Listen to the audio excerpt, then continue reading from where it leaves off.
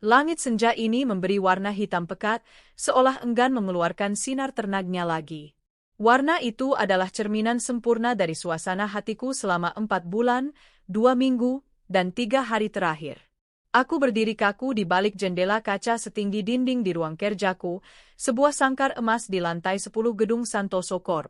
Dari sini, kota terhampar seperti diodoni rumit, dengan gedung-gedung pencakar langit yang menusuk angkasa, menantang awan yang menggantung rendah dan berat.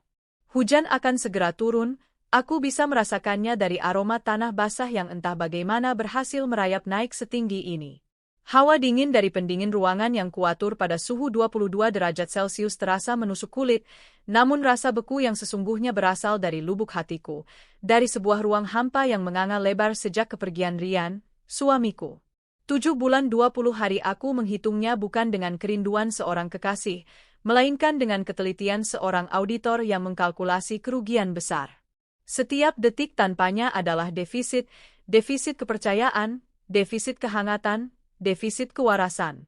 Dia lenyap begitu saja, seperti embun di pagi hari, tanpa pamit, tanpa secari kertas, tanpa satupun pesan penjelasan. Suatu Senin pagi, aku terbangun oleh alarm dan menemukan sisi tempat tidur di sebelahku dingin dan kosong. Lemari pakaiannya yang penuh sesak kehilangan beberapa setelan terbaiknya, beberapa kemeja sutra favoritnya, dan semua sepatu golfnya. Rekening bersama kami, yang saldonya selalu kujaga agar tetap gemuk, terkuras dalam jumlah yang membuatku mual. Yang dia tinggalkan hanyalah keheningan yang memekakkan telinga, aroma parfumnya yang samar di bantal, dan seorang putra kami yang berusia 7 tahun, Doni, yang dengan polosnya terus bertanya kapan pahlawannya akan pulang. Mama, apa ayah sedang membangun gedung di bulan? Kok lama sekali pulangnya? Pertanyaan itu meluncur dari bibir mungilnya suatu malam saat aku sedang membacakan dongeng sebelum tidur.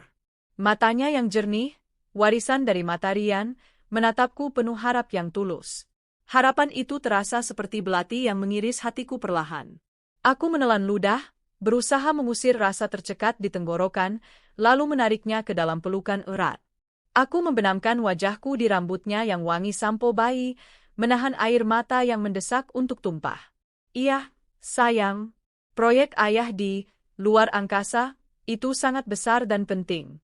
Ayah harus memastikan semua bintang terpasang dengan benar. Nanti kalau sudah selesai, ayah pasti langsung terbang pulang, jawabku, sebuah kebohongan putih yang terasa seperti racun pahit di lidahku. Bagaimana mungkin aku menjelaskan pada jiwa sekecil dan semurni Doni bahwa ayahnya, seorang direktur pemasaran di perusahaanku sendiri, telah melakukan desersi? Dia mangkir dari tugasnya sebagai karyawan, sebagai panutan, sebagai ayah, dan sebagai suami. Dia telah meninggalkan medan perangnya sendiri. Kantor ini, Santoso Corp, adalah duniaku, kerajaanku. Ini adalah warisan dari almarhum ayahku, yang kuambil alih saat masih berupa perusahaan properti skala menengah dan kubesarkan dengan darah, keringat, dan air mata hingga menjadi raksasa yang disegani di industri ini. Aku adalah CEO-nya, seorang wanita yang dihormati, dan mungkin sedikit ditakuti, oleh ratusan karyawan. Di ruang rapat, suaraku adalah keputusan final. Di hadapan Dewan Direksi, presentasiku adalah sabda. Mereka melihatku sebagai Cynthia Wijaya, sosok alpha female yang tegar, cerdas, visioner, dan selalu memegang kendali. Mereka tidak pernah tahu, di balik blazer Chanel seharga ratusan juta dan keputusan-keputusan bisnis bernilai triliunan rupiah, aku adalah seorang istri yang hatinya telah dicuri dan diremukkan, seorang ibu yang terpaksa menjadi benteng pertahanan tunggal bagi putranya. Jabatan tinggi yang Rian tinggalkan dengan begitu enteng adalah bukti cintaku, atau mungkin, bukti kebodohanku yang tak terhingga. Aku menempatkannya di posisi itu bukan karena dia kandidat yang paling kompeten, jujur saja, beberapa manajer di bawahnya jauh lebih brilian. Aku melakukannya karena aku mencintainya. Aku ingin dia merasa setara denganku di dunia yang seringkali memandang sinis pada pria yang istrinya jauh lebih sukses. Aku ingin membungkam bisik-bisik di belakang punggung kami yang menyebutnya suami ibu CEO atau Pangeran Permaisuri. Aku memberinya gaji fantastis yang bahkan tidak pernah dia impikan, fasilitas mobil mewah dengan supir, dan kebebasan kreatif yang takkan pernah dia dapatkan di tempat lain. Aku ingin dia nyaman, bangga, dan merasa memiliki andil dalam kerajaan yang kubangun. Namun, semua itu tampaknya hanya menjadi landasan baginya untuk terbang lebih tinggi dan lebih jauh, meninggalkanku. Dia mengambil semua kemewahan itu dan pergi untuk mencari kesenangannya sendiri, meninggalkanku untuk membereskan puing-puing kekacauan yang dia ciptakan. Divisi pemasaran, yang sebelumnya menjadi salah satu pilar terkuat perusahaan, kini goyah seperti meja berkaki tiga. Beberapa negosiasi penting dengan klien dari luar negeri terbengkalai. Strategi peluncuran proyek apartemen mewah terbaru kami mandek. Semangat tim menurun drastis. Aku tidak punya pilihan selain turun tangan, mengambil alih kemudi divisinya di sela-sela tugasku yang sudah menumpuk sebagai CEO. Jadwalku menjadi neraka. Pagi hari aku memimpin rapat dewan, siang hari aku bertemu klien korporat, sore hari aku harus membedah laporan penjualan dan merumuskan ulang strategi pemasaran. Aku seringkali baru bisa meninggalkan kantor lewat tengah malam, hanya untuk menemukan Doni sudah tertidur lelap di kamarnya. Aku akan duduk di tepi ranjangnya, mengelus rambutnya, dan berbisik meminta maaf karena tidak bisa menemaninya makan malam. Setelah itu, aku akan menyeret tubuhku yang lelah ke ruang kerja di rumah, membuka laptop, dan melanjutkan pekerjaan hingga azan subuh berkumandang. Lingkaran setan itu terus berputar, menguras energi fisik dan mentalku hingga ke titik terendah. Kesabaranku, yang dulu kuibaratkan seluas samudra, kini mulai mengering menjadi gurun pasir yang tandus dan retak. Teman-teman terdekatku, Maya dan Sarah, berusaha menjadi sistem pendukungku. Mereka datang silih berganti ke rumahku, membawakan makanan kesukaanku, mengajakku bicara, atau sekadar menemaniku dalam diam. Tapi aku tahu, di balik sorot mata mereka yang penuh simpati, ada kasihan. Dan aku benci dikasihani. Cynthia, kamu sudah coba lapor polisi? Setidaknya sebagai orang hilang, usul Maya suatu malam, saat kami duduk di teras belakang rumahku, menatap kolam renang yang airnya berkilauan tenang. Aku menggeleng lemah, memijat pelipisku yang berdenyut. Polisi baru akan bergerak setelah 24 jam dan ini sudah berbulan-bulan. Mereka akan menganggap ini masalah rumah tangga, seorang suami yang pergi dari rumah. Aku tidak mau ini menjadi konsumsi publik, May. Reputasi perusahaan bisa terkena imbasnya. Tapi kamu tidak bisa terus seperti ini. Kamu butuh kepastian, desak Maya. Sudah coba lacak ponsel atau kartu kreditnya? Ponselnya tidak aktif sejak hari kedua dia pergi. Semua kartu kredit yang atas namanya juga tidak ada transaksi. Dia pasti menggunakan uang tunai dari rekening bersama yang dia kuras, jelasku dengan suara datar. Aku bahkan sudah menyewa detektif swasta terbaik di kota ini. Sudah 2 bulan mereka bekerja, hasilnya nihil. Rian seperti ditelan bumi. Atau sengaja menelan dirinya sendiri dengan bantuan orang lain, sahut Sarah sinis dari seberang meja. Sarah, dengan kepribadiannya yang belak-belakan, tidak pernah terlalu menyukai Rian. Dia selalu menganggap Rian tidak sepadan denganku. Aku tidak mau menuduh, Ann, tapi ini polanya sangat klasik. Laki-laki yang pergi mendadak dengan membawa banyak uang, biasanya tidak sedang bertapa di gunung. Dia pasti bersama seseorang. Kata-kata Sarah adalah garam yang ditaburkan di atas luka menganga. Itu adalah ketakutan terbesarku, sebuah kemungkinan mengerikan yang selalu kutepis jauh-jauh ke sudut tergelap di benakku. Selama ini aku berusaha meyakinkan diriku bahwa Rian mungkin sedang mengalami krisis parubaya, butuh waktu untuk sendiri, atau mungkin terlibat masalah yang tidak bisa dia ceritakan. Tapi perselingkuhan? Meninggalkan keluarga demi wanita lain? Aku tidak mau percaya. Rian memang terkadang genit dan suka menjadi pusat perhatian, tapi dia menyayangi Doni. Setidaknya, aku berpikir positif unut anakku. Aku berpikir positif di setiap harinya dan setiap waktu, tapi seiring hari berganti minggu, dan minggu berganti bulan, benih kecurigaan yang ditanam Sarah itu tumbuh subur di tanah kekecewaanku. Ia tumbuh menjadi pohon raksasa yang berduri, akarnya mencengkeram hatiku, cabangnya yang tajam menusuk setiap pikiranku. Apakah ada wanita lain? Siapakah dia? Apa yang dia miliki yang tidak kumiliki? Apakah aku kurang cantik? Kurang pintar? Kurang perhatian? Pertanyaan-pertanyaan itu menjadi hantu yang menterorku di malam-malam yang panjang dan sepi, saat aku hanya bisa memandangi sisi kosong tempat tidur kami yang terasa begitu luas dan dingin. Aku memutar kembali film kenangan kami. Aku mengingat tawa renyahnya saat kami berlibur ke Santorini, janji-janjinya yang manis saat kami menikah di bawah taburan bintang di Bali. Aku akan selalu menjagamu dan anak-anak kita, Cynthia. Dalam suka maupun duka, dalam kaya maupun miskin. Ironis. Dia hanya ada di saat kaya dan suka, dan itu pun kekayaan dan kesukaan yang aku sediakan untuknya. Aku mengingat kembali tanda-tanda kecil yang dulu kuabaikan. Ketergantungannya yang total pada keuanganku. Sifatnya yang manja dan mudah mengeluh.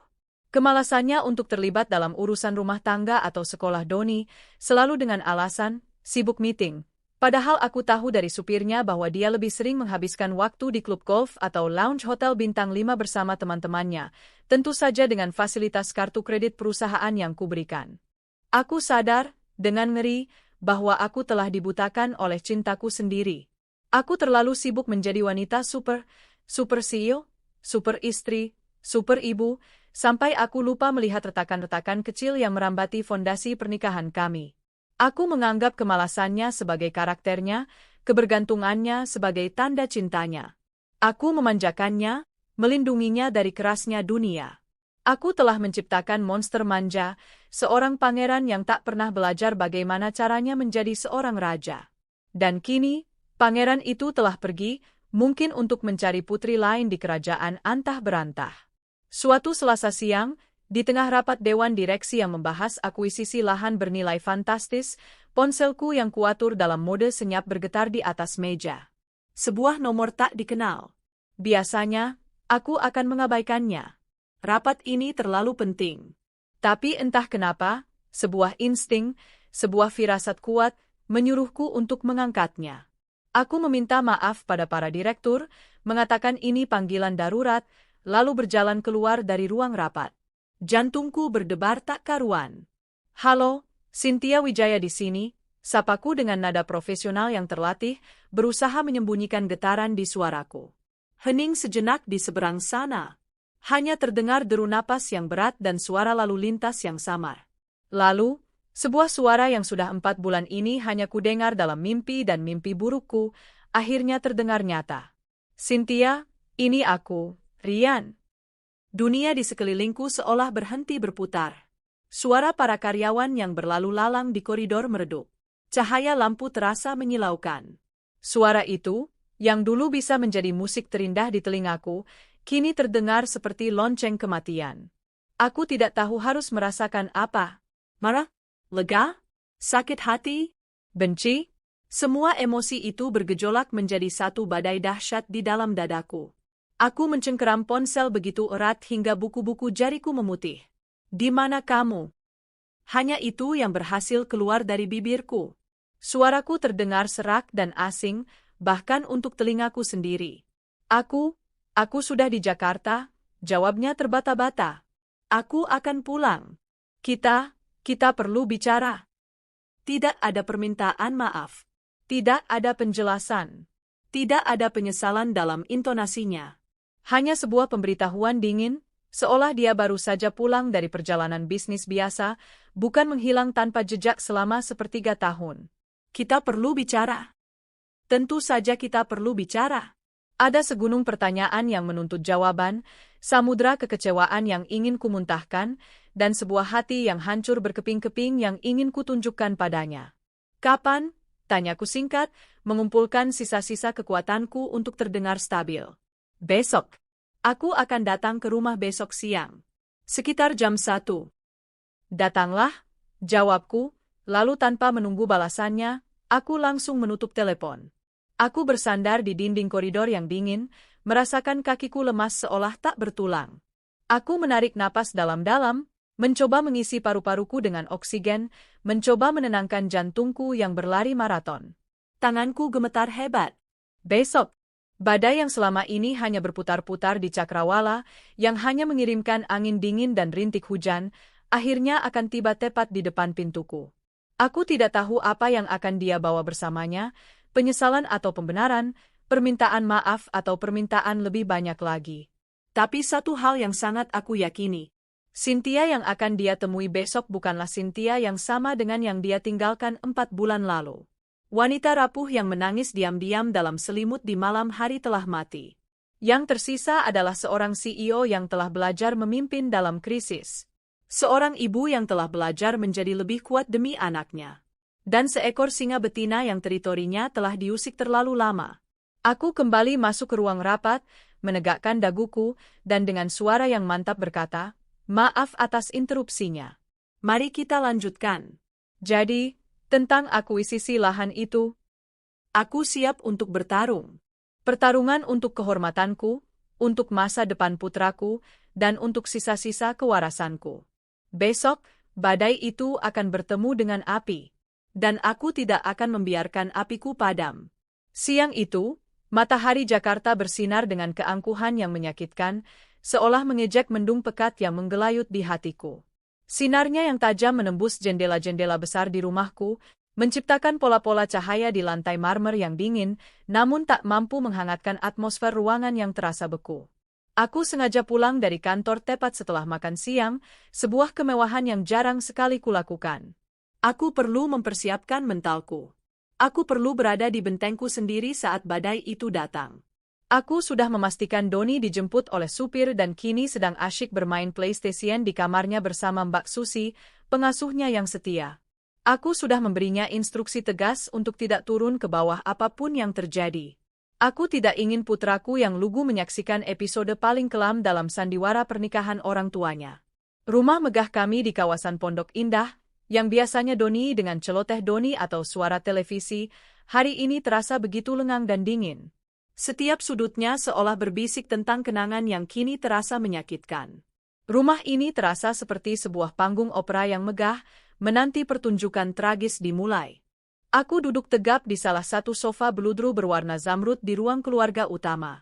Ruangan ini adalah pusat rumah, dengan langit-langit tinggi dan pemandangan langsung ke taman belakang yang asri. Aku sengaja memilih posisi ini, menghadap langsung ke pintu utama, seperti seorang ratu yang menanti kedatangan utusan dari kerajaan musuh. Di atas meja kopi dari kayu jati solid, hanya ada segelas air putih.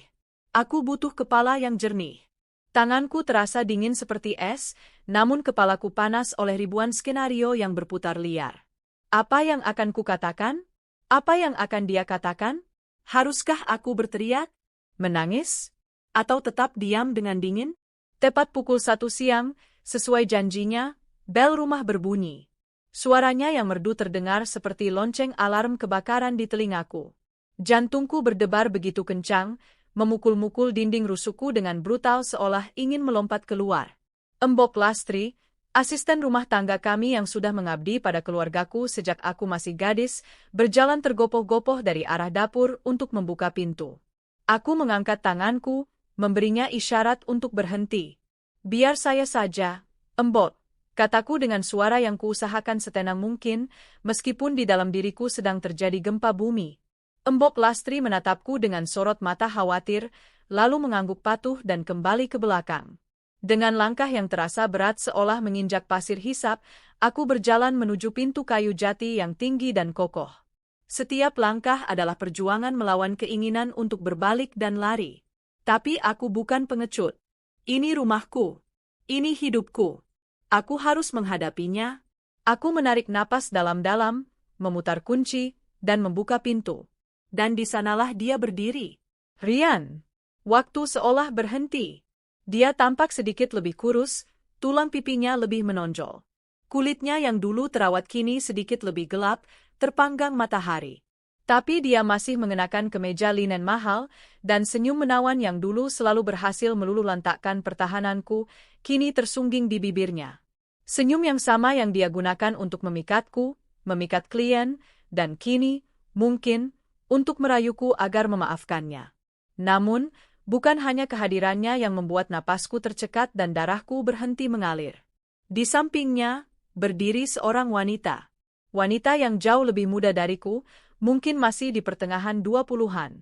Rambutnya yang hitam legam tergerai panjang melewati bahunya. Wajahnya cantik, dengan riasan tipis yang menonjolkan mata besarnya. Dia mengenakan gaun maksi longgar berwarna pastel, sebuah pilihan busana yang jelas-jelas dimaksudkan untuk satu hal, gaun itu tidak mampu, dan mungkin tidak berniat, untuk menyembunyikan perutnya yang membuncit. Sangat buncit. Dia hamil besar, mungkin sudah memasuki trimester akhir. Duniaku runtuh. Semua spekulasi, semua ketakutan, semua bisikan sinis Sarah, kini menjadi kenyataan yang brutal dan telanjang di depan mataku. Badai itu tidak datang sendiri. Ia membawa serta petir dan guntur. Pandangan kami bertemu dalam sepersekian detik yang terasa seperti selamanya. Mataku yang tajam menatap perut buncit wanita itu, lalu beralih ke wajah Rian, menuntut penjelasan tanpa perlu satu kata pun terucap. Senyum di wajah Rian perlahan memudar, digantikan oleh ekspresi canggung yang bercampur rasa bersalah. Wanita di sampingnya menundukkan kepala, memainkan ujung gaunnya dengan jari-jarinya yang lentik, sebuah gestur yang dirancang dengan sempurna untuk memerankan peran sebagai korban yang pemalu dan tersudut. Aku bisa melihat kepura-puraan dalam setiap gerak-geriknya, dan itu membuat darahku mendidih. Cynthia, Rian memulai, suaranya terdengar parau dan serak. Aku tidak menjawab. Aku hanya diam, membiarkan keheningan menjadi senjataku. Lalu, aku membuka pintu lebih lebar, memberinya isyarat dingin untuk masuk. Aku tidak akan membuat keributan di depan teras rumahku, menjadi tontonan gratis bagi tetangga yang usil. Aku akan menghadapi pengkhianatan ini di dalam istanaku sendiri, di mana aku adalah penguasanya. Mereka melangkah masuk dengan ragu. Aku bisa merasakan tatapan wanita itu menyapu interior rumahku yang mewah. Lukisan-lukisan mahal di dinding, guci antik dari dinasti Ming, lampu kristal raksasa yang menggantung di foyer.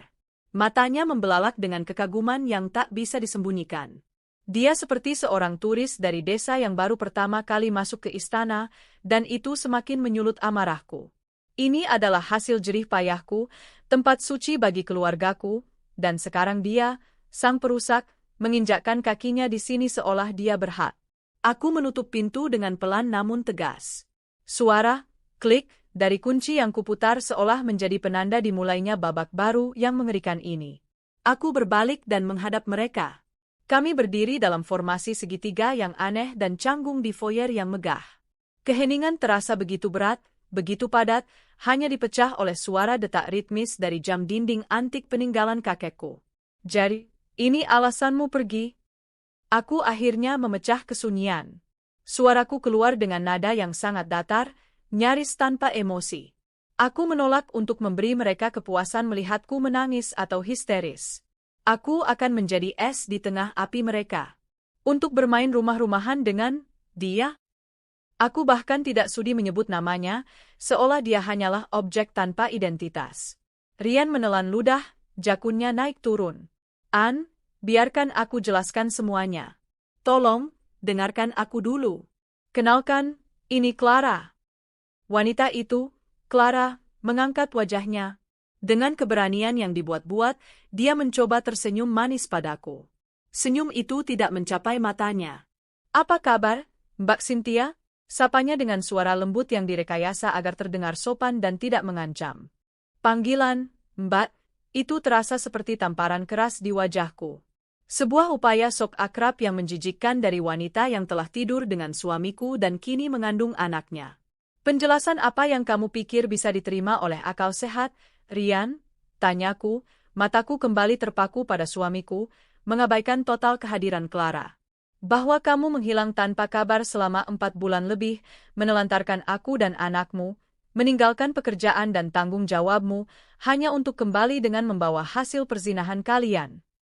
Setiap kata yang kuucapkan adalah belati tajam yang kuhunuskan perlahan. Wajah Rian memucat. Dia tampak seperti tertangkap basah, tanpa alibi, tanpa jalan keluar. Aku tahu aku salah. Aku sadar aku brengsek, katanya, suaranya bergetar. Dia mencoba meraih tanganku, sebuah refleks lama yang biasa dia lakukan untuk menenangkanku. Aku menarik tanganku dengan cepat seolah tangannya adalah bara api. Tapi semua sudah terjadi, An. Tidak bisa ditarik kembali. Clara, dia sedang mengandung anakku. Dia mengatakannya seolah itu adalah sebuah fakta agung, sebuah kartu truf yang akan membuatku luluh. Seolah fakta bahwa dia telah menciptakan kehidupan baru dengan wanita lain bisa secara ajaib menghapus fakta bahwa dia telah menghancurkan kehidupan yang sudah kami bangun bersama selama hampir 10 tahun. Lalu, tantangku, nada suaraku naik 1 oktav. Apa maumu sekarang? Datang ke sini, memamerkan piala kemenanganmu yang perutnya buncit itu, dan mengharapkan aku menggelar karpet merah dan memberimu selamat. Bukan begitu, sergah Rian cepat, panik. Aku datang untuk mengambil tanggung jawabku. Aku tertawa. Tawa kering tanpa humor, penuh dengan kepahitan, yang menggema di ruangan besar itu. Tawa itu membuat mereka berdua tersentak. Bertanggung jawab? Kata itu bahkan tidak ada dalam kamus hidupmu, Rian. Tanggung jawabmu itu di sini. Di rumah ini. Bersama Doni, putramu yang setiap malam menanyakan di mana ayahnya. Tanggung jawabmu ada di kantor, pada puluhan karyawan di divisimu yang kau tinggalkan seperti anak ayam kehilangan induk. Jangan pernah, sekali lagi, jangan pernah bicara soal tanggung jawab di hadapanku.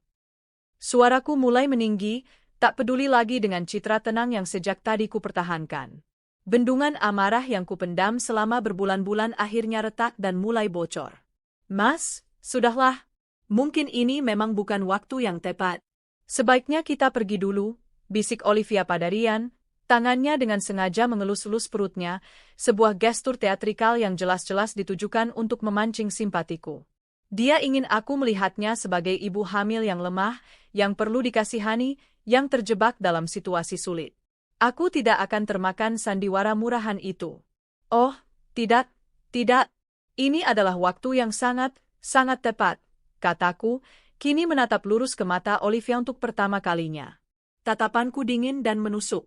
Aku sudah menunggu 4 bulan untuk mendengar penjelasan. Jadi, silakan. Lanjutkan.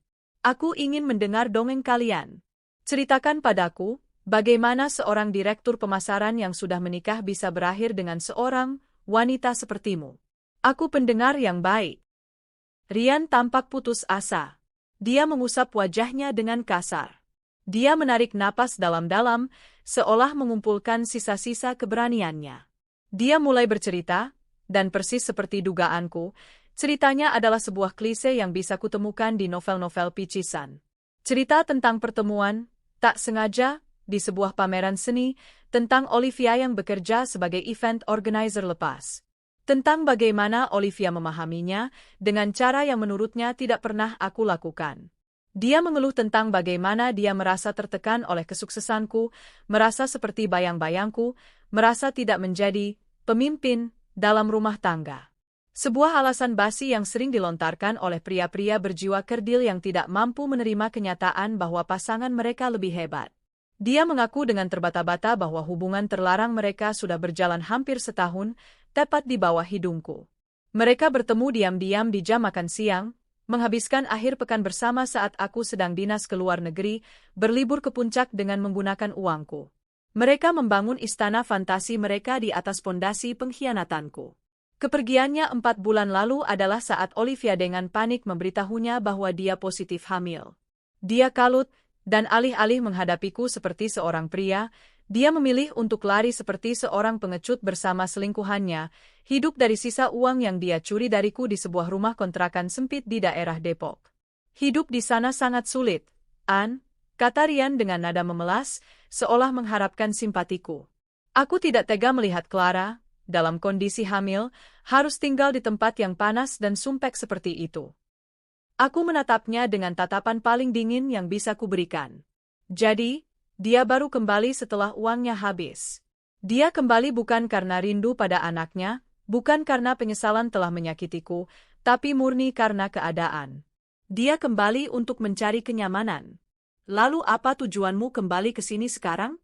Meminta maaf, lalu pergi lagi dan tidak pernah kembali? Kalau itu maumu, akan kukabulkan, kataku sinis. Rian menggelengkan kepalanya dengan cepat. Dia menatapku dengan sorot mata yang paling serius, sorot mata yang sama yang pernah dia gunakan saat dia melamarku di puncak Menara Eiffel dulu. Dan apa yang keluar dari mulutnya selanjutnya adalah puncak dari segala keabsurdan, sebuah permintaan yang begitu biadab hingga aku yakin aku sedang berada dalam mimpi buruk. Aku ingin kamu merestui pernikahan kami, Cynthia. Hening. Dunia benar-benar berhenti. Aku yakin aku salah dengar. Telingaku pasti berdengung. Aku pasti sudah kehilangan kewarasanku. Suamiku, yang secara hukum dan agama masih terikat pernikahan denganku, pulang membawa selingkuhannya yang hamil tua dan meminta restuku untuk menikahi wanita itu. Aku menatapnya, lalu ke Olivia yang menunduk malu-malu, lalu kembali lagi padanya. Aku mencari tanda-tanda lelucon, mencari kamera tersembunyi, mencari apapun yang bisa menjelaskan kegilaan ini. Tapi tidak ada. Wajah mereka berdua serius, tegang, dan penuh harap. Mereka benar-benar, dengan tulus, mengharapkan aku, istri yang mereka hianati, untuk memberikan berkat pada persatuan haram mereka. Pada saat itu, rasa sakit yang luar biasa di hatiku tiba-tiba membeku. Ia berubah menjadi sesuatu yang lain. Sesuatu yang dingin, keras, dan sangat berbahaya. Badai itu telah tiba, bukan hanya di depan pintuku, tetapi juga telah mengamuk di dalam jiwaku. Dan aku sadar sepenuhnya, badai ini tidak akan pergi sebelum menghancurkan semua yang ada di jalurnya. Dan yang pertama akan kuhancurkan adalah mereka berdua. Keheningan yang mengikuti permintaan Rian terasa begitu padat dan berat, seolah udara di dalam ruangan telah berubah menjadi beton. Aku bisa merasakan detak jantungku sendiri melambat menjadi idoni yang dingin dan teratur. Keterkejutan total telah bermetamorfosis menjadi ketenangan yang menakutkan. Merestui pernikahan mereka? Apakah dia pikir aku ini seorang santa dari buku-buku agama? Atau seorang wanita bodoh dari sinetron yang akan menangis terseduh-seduh lalu dengan lapang dada menerima takdirnya? Mungkin dia berpikir aku adalah kombinasi keduanya. Selama ini, aku memang sudah menjadi keduanya demi dia, seorang pemaaf yang tak kenal lelah dan seorang bodoh yang dibutakan oleh cinta. Aku tidak mengatakan apa-apa. Gerakan pertamaku adalah berjalan perlahan, dengan anggun yang dibuat-buat, menuju sofa tunggal yang terpisah dari sofa panjang tempat mereka duduk. Aku duduk, menyilangkan kakiku dengan elegan, dan melipat tanganku di dada. Aku menatap mereka berdua dengan tatapan seorang hakim yang akan segera menjatuhkan vonis hukuman mati. Keheninganku yang berkepanjangan tampaknya mereka salah artikan sebagai sebuah pertimbangan, bukan sebagai kemuakan yang membatu. Kesalahan yang sangat, sangat fatal. Melihatku hanya diam, Rian, dengan kebodohan yang luar biasa, menganggap itu sebagai lampu hijau untuk melanjutkan presentasinya. Dia berdeham, memperbaiki posisi duduknya, seolah sedang berada di ruang rapat untuk memenangkan sebuah proyek. Kami berencana menikah secepatnya, Anne. Sebelum bayi ini lahir, katanya, sambil menunjuk perut Olivia dengan gerakan canggung. Aku ingin anakku lahir dalam sebuah ikatan yang sah.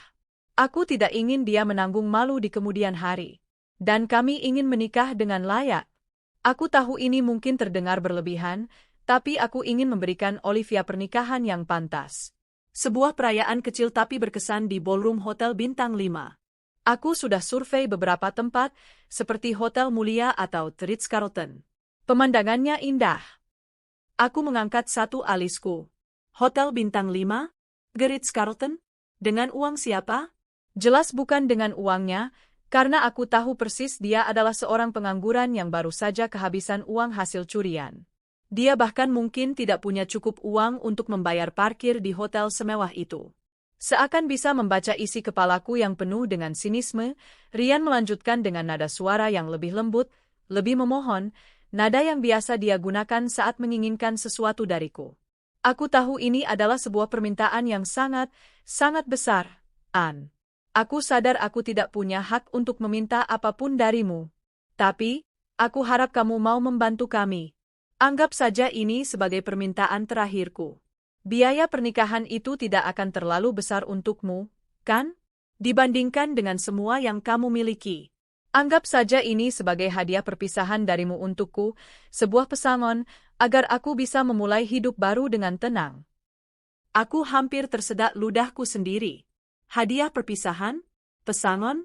Dia meminta istri yang dia selingkuhi dengan brutal untuk membiayai pernikahan mewahnya dengan selingkuhannya? Ini bukan lagi sebuah pengkhianatan biasa. Ini adalah perampokan di siang bolong yang dilakukan dengan senyum manis dan kata-kata berbisa. Ini adalah puncak dari manipulasi. Clara, yang sedari tadi diam seperti patung, kini ikut angkat bicara. Dia mencondongkan tubuhnya sedikit ke depan, menatapku dengan mata berkaca-kaca yang telah dilatih dengan baik. Suaranya terdengar lirih, penuh dengan penderitaan yang dibuat-buat. Kami benar-benar sudah tidak punya apa-apa lagi, Mbak Cynthia. Semua tabungan Mas Rian yang tersisa sudah habis untuk biaya hidup kami selama ini dan untuk biaya pemeriksaan kandunganku yang ternyata cukup mahal. Kami hanya ingin yang terbaik untuk bayi ini. Kami ingin dia disambut di dunia dengan sebuah perayaan yang layak. Lagi-lagi, bayi yang tidak berdosa itu dijadikan tameng. Mereka menggunakannya sebagai senjata pamungkas untuk memeras simpatiku, untuk membuatku merasa bersalah jika menolak. Mereka pikir aku akan lulu melihat citra seorang calon ibu yang menderita. Aku tetap diam, membiarkan mereka terus bicara, membiarkan mereka menggali lubang kubur mereka sendiri semakin dalam dan semakin dalam. Setiap kata yang mereka ucapkan adalah paku emas yang kutancapkan pada peti mati pernikahanku. Biarlah mereka mengubur semua kenangan kami dengan kebiadaban mereka sendiri. Melihat aku masih belum bereaksi, Rian melanjutkan lagi, kini dengan tingkat kepercayaan diri yang semakin tinggi, seolah dia merasa presentasinya berjalan dengan baik. Dan setelah kami menikah nanti, katanya, kami berpikir, akan lebih baik jika untuk sementara waktu kami tinggal di sini. Cukup. Aku pikir aku sudah mendengar puncak kebiadaban mereka. Aku pikir tidak ada lagi level kebodohan yang bisa mereka capai. Tapi ternyata aku salah. Mereka berhasil melampaui ekspektasiku. Tinggal di sini, ulangku, akhirnya mengeluarkan suara. Suaraku terdengar serak, seolah pita suaraku berkarat. Iya, sahut Rian dengan cepat, seolah takut aku akan memotongnya. Hanya untuk sementara, Kot. Mungkin 6 bulan atau 1 tahun, sampai aku mendapatkan pekerjaan lagi dan bisa mandiri secara finansial. Kasihan Clara, Ann. Tinggal di kontrakan yang sempit dan panas itu benar-benar tidak baik untuk kesehatan dia dan bayinya. Rumah ini kan besar sekali, banyak kamar kosong yang tidak terpakai. Kami janji tidak akan mengganggumu atau Doni. Kami akan tahu diri. Tidak akan menggangguku? Dia mau membawa selingkuhannya untuk tinggal di bawah atap yang sama denganku, di rumah yang kubangun dengan tetesan keringatku, tidur di kamar yang mungkin bersebelahan denganku, makan di meja makan yang sama denganku, dan dengan entengnya berkata tidak akan menggangguku? Otak Rian pasti sudah korslet atau benar-benar terbuat dari agar-agar.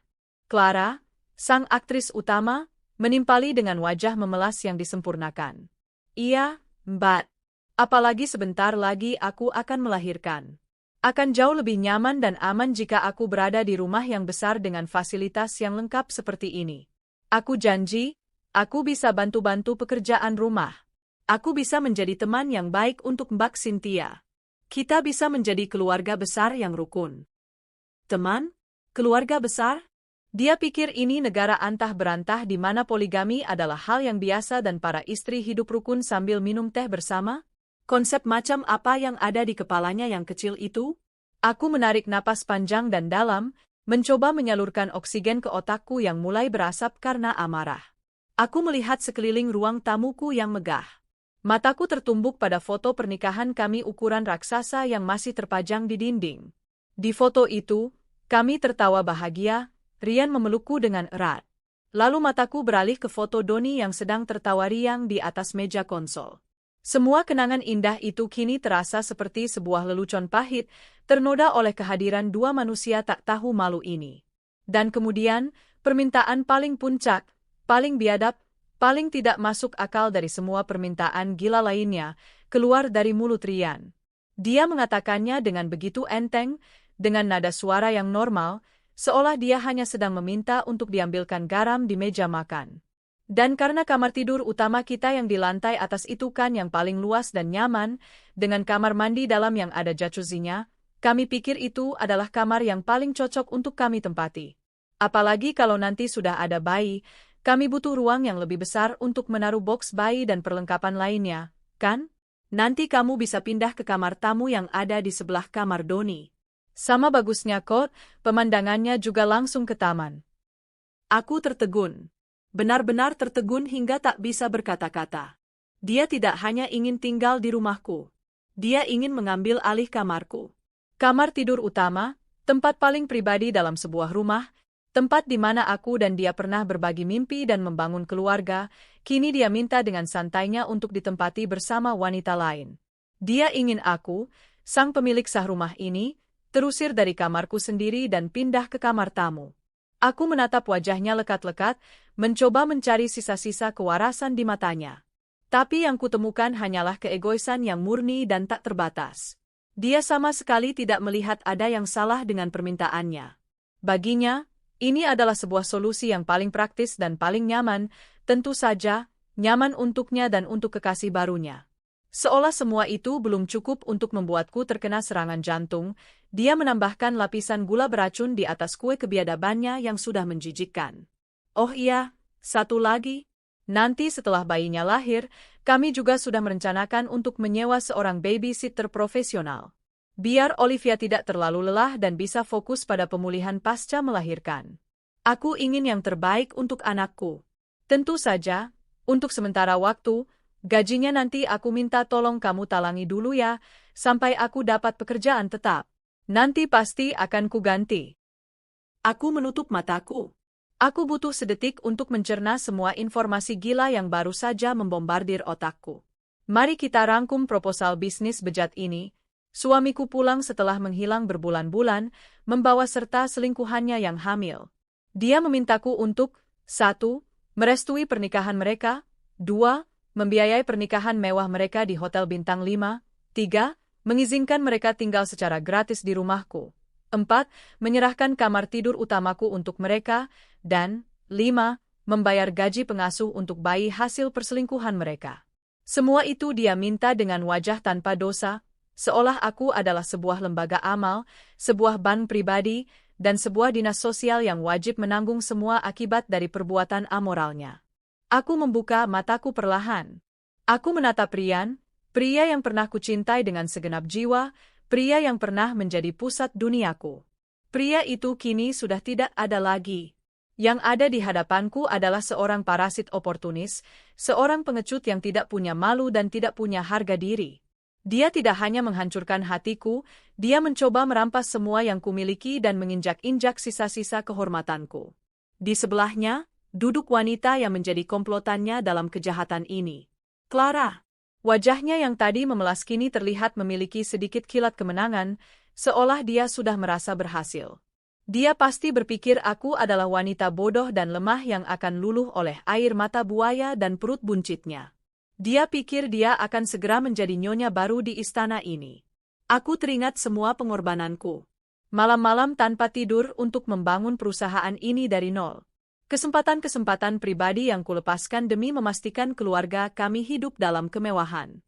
Kesabaranku yang tak terbatas dalam menghadapi suami pemalas yang lebih suka bersenang-senang daripada memikul tanggung jawab. Semua itu kulakukan atas nama cinta. Dan inilah balasan yang kuterima. Dikhianati, direndahkan, dan kini diminta untuk menjadi sponsor utama bagi kebahagiaan para pengkhianat itu dengan menggunakan hartaku sendiri. Kemarahan di dalam diriku tidak lagi panas membara seperti lahar. Ia telah berubah menjadi bongkahan es. Dingin, tajam, dan sangat mematikan. Aku menatap mereka berdua, yang masih menatapku dengan penuh harap, menunggu jawaban atas proposal gila mereka. Mereka tidak tahu bahwa mereka tidak sedang berbicara dengan Cynthia, sang istri yang pemaaf. Mereka sedang berhadapan dengan Cynthia Wijaya, sang CEO Santoso Corp, yang tidak akan pernah memberikan toleransi sedikit pun terhadap pengkhianatan dan kebodohan. Aku berdiri dari sofa. Gerakanku tenang, terkalkulasi, dan penuh kendali. Aku merapikan sedikit blus sutra yang kukenakan. Aku menatap lurus ke dalam mata Ryan, kemudian beralih ke mata Clara. Sebuah senyum tipis, nyaris tak terlihat, tersungging di bibirku. Senyum yang tidak menjanjikan kehangatan atau pengampunan, melainkan senyum yang menjanjikan kehancuran total. Cukup, kataku dengan suara yang sangat pelan, namun terdengar seperti guntur yang menggelegar di ruangan yang tiba-tiba menjadi sunyi senyap itu. Aku sudah mendengar semuanya. Kata "cukup" yang kuucapkan menggantung di udara, mengubah atmosfer ruangan secara drastis, seolah seorang konduktor orkestra baru saja memberi aba-aba untuk mengganti musik dari adagio yang melankolis menjadi fortissimo yang menggelegar.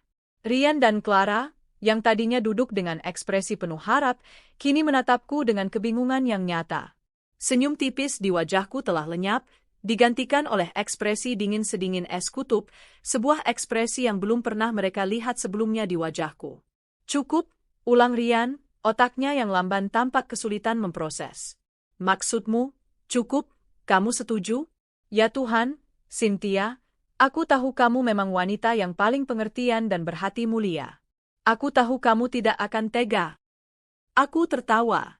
Bukan tawa geli atau bahagia, melainkan tawa yang lahir dari puncak kemuakan dan kepahitan.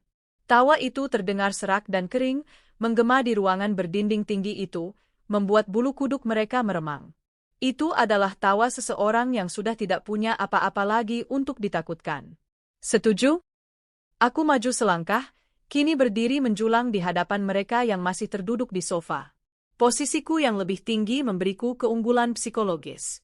Rian, apakah kamu benar-benar berpikir setelah semua ini, setelah pengkhianatanmu yang menjijikkan, setelah kamu menelantarkan anak kandungmu sendiri, setelah kamu mencuri uangku dan lari dengan perempuan ini? Aku melirik Olivia dengan tatapan jijik. Kamu bisa kembali ke sini seperti raja, duduk di sofaku, dan mendikte persyaratan seolah aku adalah bawahanmu. Wajah Rian berubah pias. Rona percaya dirinya luntur seketika. Dia mulai menyadari bahwa ini bukanlah reaksi yang ada dalam skenarionya yang indah. Aku tidak mendikte, Anne. Aku hanya mencoba mencari solusi terbaik untuk semua pihak, dalihnya dengan suara yang mulai kehilangan keyakinan. Solusi terbaik untukmu dan dia, maksudmu. Aku menunjuk Olivia dengan daguku, seolah menunjuk pada sesuatu yang kotor. Mari kita bicara tentang solusi terbaik yang sesungguhnya, Rian. Solusi terbaik adalah kamu tidak pernah kembali ke kehidupanku. Tapi karena sekarang kamu sudah terlanjur di sini, mengotori udara di rumahku, mari kita luruskan beberapa hal. Anggap saja ini rapat terakhir kita. Aku mulai berjalan mondar-mandir di depan mereka, dengan langkah yang pelan dan terukur, seperti seekor singa betina yang sedang mengitari mangsanya sebelum menerkam. Setiap langkahku seolah meninggalkan jejak api di lantai marmer. Agenda pertama, tentang pernikahan mewah kalian di Hotel Bintang 5, kataku, suaraku tajam dan jelas, memotong udara seperti sabetan pedang. Silakan saja menikah. Aku tidak akan menghalangi. Kalian mau menikah di kantor urusan agama, di bawah jembatan layang, atau di puncak Gunung Semeru sekalipun, aku tidak peduli sedikitpun. Tapi, jangan pernah, sekali lagi, jangan pernah, bermimpi untuk menggunakan 1 sen pun uang hasil jerih payahku untuk membiayai perayaan perzinahan kalian. Uangku adalah untuk masa depan Doni, untuk pendidikannya, untuk kebahagiaannya. Bukan untuk membayar gaun pengantin seorang pelakor. Wajah Olivia memerah pada mendengar kata, pelakor, yang kutekankan dengan sengaja dan penuh penekanan. Dia membuka mulutnya, mungkin hendak memprotes atau mengeluarkan jurus air mata buayanya. Tapi satu tatapan mataku yang membunuh, yang penuh dengan amarah murni, membuatnya terdiam dan menunduk kembali. Agenda kedua, tentang rencana kalian untuk tinggal di istanaku ini, lanjutku, berhenti tepat di hadapan mereka, membuat mereka harus mendongak untuk menatapku. Rumah ini kubangun dengan keringatku, Rian. Setiap batu bata, setiap pilar, setiap perabot, setiap helai rumput di tamannya, adalah hasil dari malam-malam tanpa tidurku, hasil dari kesepakatan-kesepakatan bisnis yang menegangkan. Rumah ini adalah istana untukku dan putraku, Doni. Ini adalah tempat kami berlindung. Rumah ini bukan sebuah dinas sosial yang sudi menampung pengangguran pemalas dan pasangan kumpul kebonya. Jadi, buang jauh-jauh niat kalian untuk tinggal di sini. Jangankan untuk 6 bulan, jangankan untuk 1 malam, 1 detik pun aku tidak sudi udara di rumahku ini terkontaminasi oleh napas kalian berdua. Napas Rian terdengar berat dan tersengal. Kepanikan yang nyata mulai terlihat jelas di matanya. Rencananya yang sempurna mulai hancur berkeping-keping di depan matanya. Tapi, Cynthia, tolonglah, kami benar-benar tidak punya tempat tujuan. Kami mau tinggal di mana? Kasihan Clara, dia sedang hamil besar. Kamu harus punya sedikit peri kemanusiaan. Oh, kasihan? Peri kemanusiaan? Aku membungkukkan badanku, mendekatkan wajahku ke wajahnya, suaraku kini berbisik namun penuh dengan ancaman yang mematikan. Di mana rasa kasihanmu saat kamu meninggalkan Doni yang menangis histeris di malam pertama kepergianmu, mencarimu di setiap sudut rumah? Di mana peri kemanusiaanmu saat kamu membiarkan aku bekerja banting tulang sendirian, mengurus kantor dan rumah, sampai aku jatuh sakit karena kelelahan? Dan kamu? Aku beralih menatap tajam ke arah Olivia yang gemetar. Di mana rasa kasihanmu pada sesama perempuan, pada seorang istri dan seorang ibu yang keluarganya sedang kamu hancurkan dengan sengaja? Jangan pernah bicara tentang rasa kasihan atau perikemanusiaan di hadapanku. Kalian berdua adalah orang terakhir di muka bumi ini yang berhak mengatakannya. Olivia mulai terisak, air mata akhirnya mengalir di pipinya. Tapi kali ini, tangisannya tidak tampak dibuat-buat. Itu adalah tangisan ketakutan. Sandiwara korban telah berakhir, digantikan oleh kenyataan pahit. Agenda ketiga, dan ini yang paling favoritku, kataku, kembali menegakkan tubuhku dan menatap Ryan dengan senyum sinis. Permintaanmu yang paling tidak masuk akal, yang paling biadab. Meminta kamarku? Kamar tidurku? Agar kamu bisa tidur dengan nyaman bersama wanita ini di atas ranjang yang pernah menjadi saksi janji suci kita? Ryan, kamu bukan hanya tidak punya malu, kamu sudah benar-benar kehilangan akal sehatmu. Kamarku adalah tempat suciku, tempatku beristirahat dan memulihkan diri. Dan tidak akan pernah ada pengkhianat sepertimu yang boleh menginjakkan kakinya lagi di sana. Jangankan kamarku, kamar pembantu di pavilion belakang pun tidak akan pernah kuberikan untuk kalian. Amarahku kini tak terbendung lagi, mengalir deras dalam setiap suku kata yang kuucapkan. Semua rasa sakit, semua kekecewaan, semua penghinaan yang kupendam selama berbulan-bulan, kini kumuntahkan tanpa sisa di hadapan mereka. Kamu pikir aku ini siapa, Ryan? Wanita bodoh dari desa yang bisa kamu permainkan sesuka hatimu. Kamu pergi berbulan-bulan tanpa pamit, meninggalkan semua tanggung jawabmu sebagai suami dan ayah. Jabatan tinggi di kantor yang kuberikan padamu dengan harapan kamu bisa punya harga diri, kamu campakkan begitu saja seperti sampah.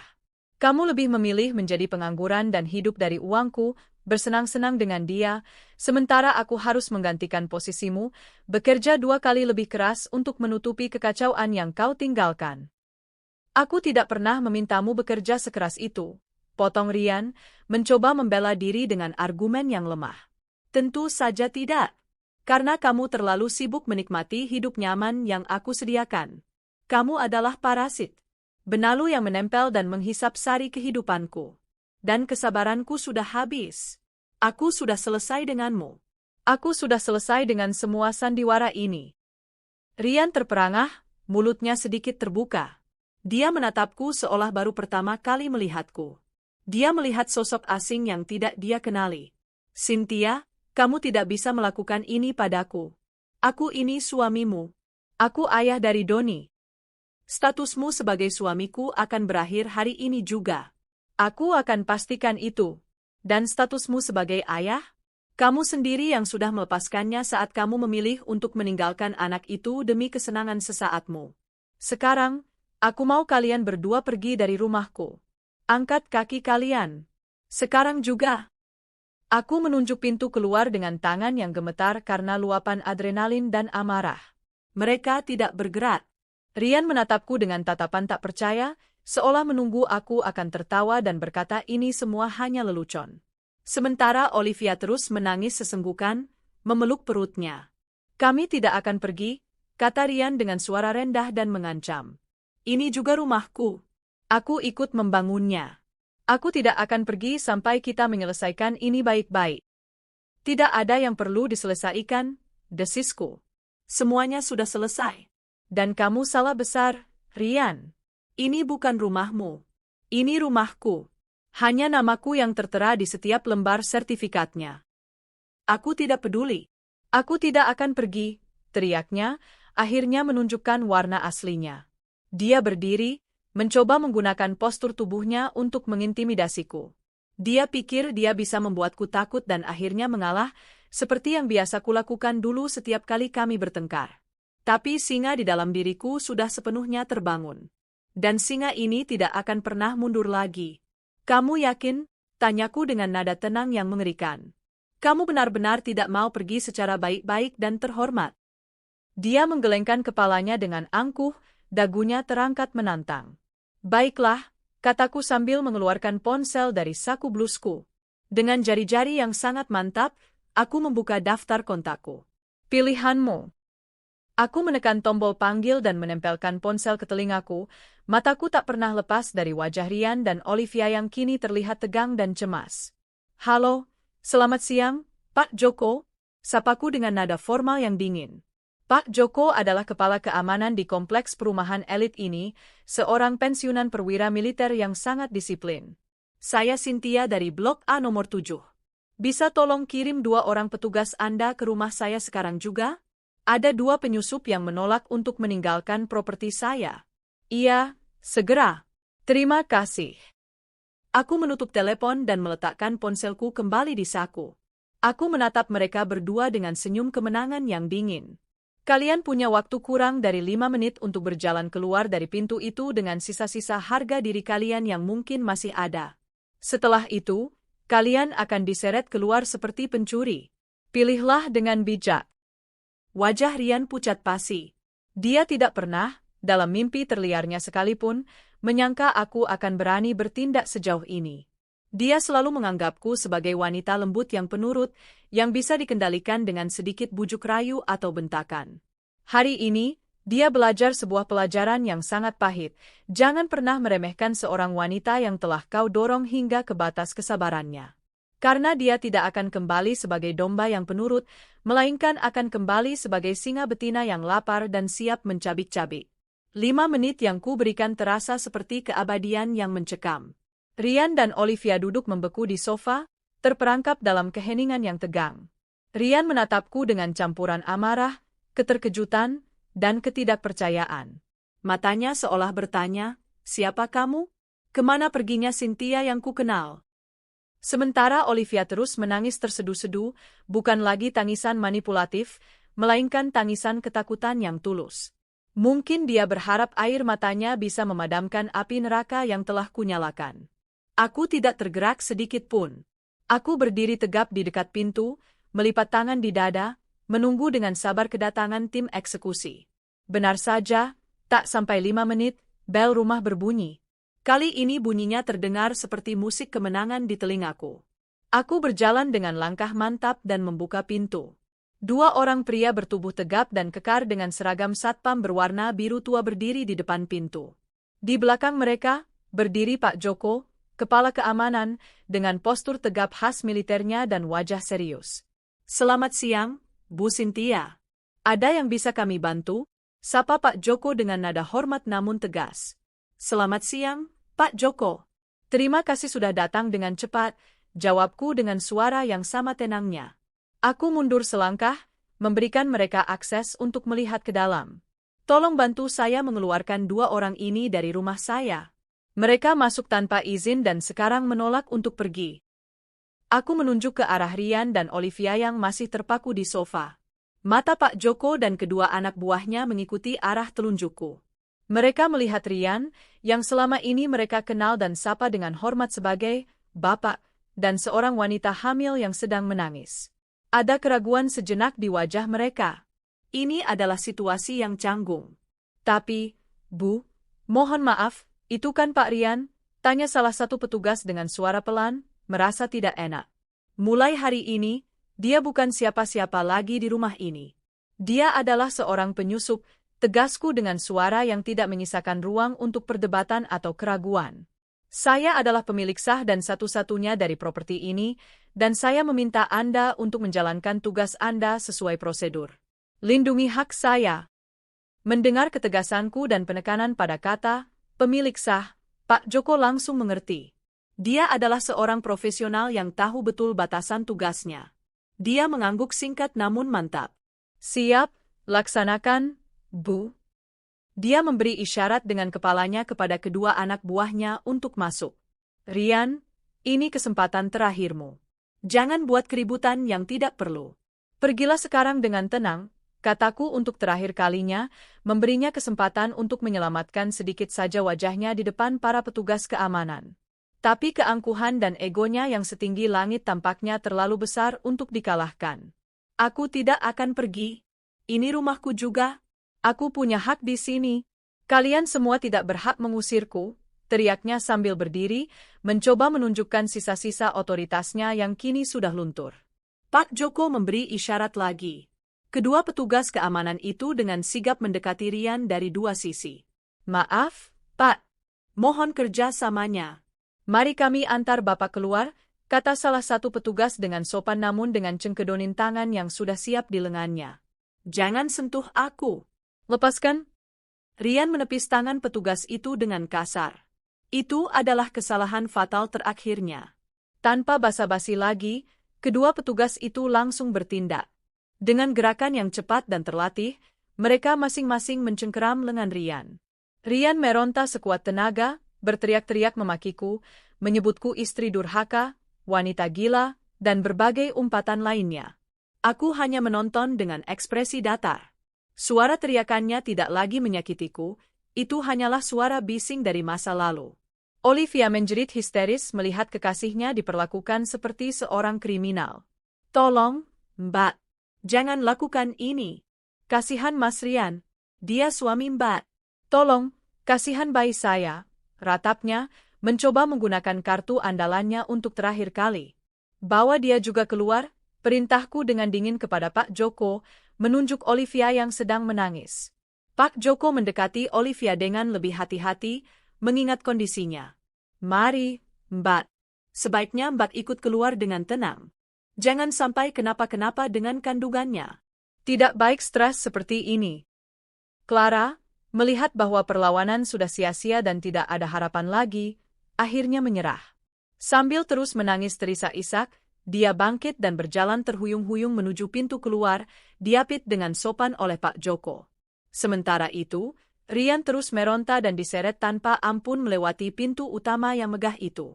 Aku melihat mereka didorong keluar dari gerbang rumahku. Aku melihat Rian jatuh tersungkur di trotoar jalanan. Mereka diusir tanpa membawa apapun selain pakaian yang melekat di badan dan kehinaan yang akan mereka ingat seumur hidup. Pintu gerbang besi yang tinggi itu ditutup dengan suara debaman yang keras. Selesai. Keheningan kembali menyelimuti rumahku. Tapi kali ini, keheningan itu terasa berbeda. Bukan keheningan yang menyiksa dan penuh penantian, melainkan keheningan yang membebaskan, yang membersihkan. Seolah sebuah tumor ganas baru saja berhasil diangkat tuntas dari tubuhku. Aku menutup pintu utama dan menguncinya. Aku bersandar sejenak di daun pintu yang dingin, memejamkan mata dan menarik napas yang paling dalam dan paling lega selama 4 bulan terakhir. Udara di rumahku terasa lebih bersih, lebih segar, lebih ringan. Proses pembersihan baru saja dimulai. Babak pertama selesai, kini saatnya babak kedua, membasmi akarnya. Tanpa membuang waktu sedetik pun, aku meraih ponselku dan berjalan menuju ruang kerja. Aku duduk di kursi kebesaranku, kursi CEO, dan mulai melakukan serangkaian panggilan telepon penting. Aku tidak akan membiarkan ada satu celah pun, sekecil apapun, bagi Rian untuk kembali mengusik hidupku atau hidup Doni. Aku akan membumi hanguskan semua jembatan yang menghubungkannya denganku. Panggilan pertama adalah ke personal banker kepercayaanku di sebuah bank swasta terkemuka.